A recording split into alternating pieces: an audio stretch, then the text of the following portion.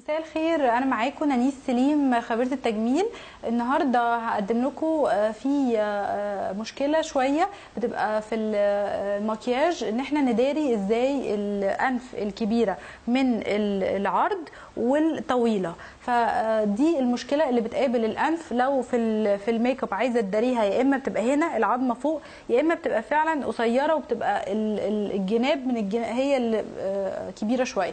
دي بتدارى فعلا بالمكياج يعني بنسبه 60% او 70%، مع توتال الميك اب كله مش بتبان قوي زي ما احنا متخيلين، علشان بنبتدي نغير لونها شويه ونخليها زي منحوته، علشان الوش كله بيبقى فيه مناطق ممكن ندخنها، ممكن نرفعها، ممكن نبين لون فيها محدش مثلا يقدر ياخد باله قوي او يركز قوي ان العيب ده موجود.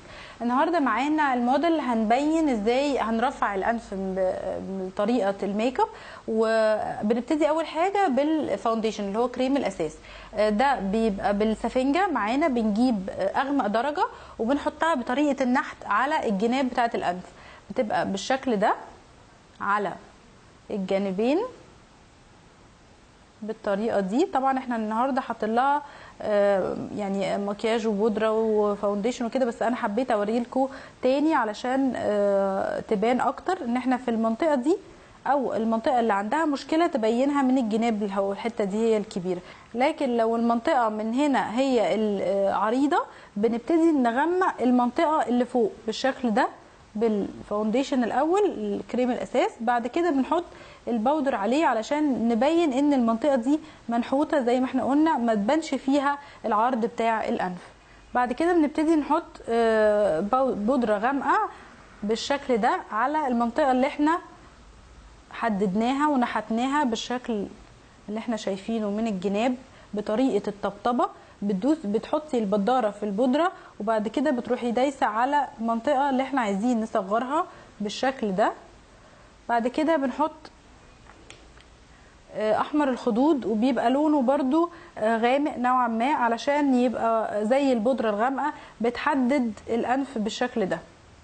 وكمان ممكن لو انت عندك المشكله في الانف من فوق بنبتدي ناخدها من جنب العين، وانا بفضل فعلا الطريقه دي لان هي بتسحب العين بالشكل ده وبتطول الانف الصغيره. يعني هنا عندنا الموديل مشكلتها ان هي اخرها او انفها صغير شويه بس عريض من هنا، فالشكل ده بيطول الانف بالشكل ده من فوق، بتبتدي تاخدي الطول كله بالشكل ده.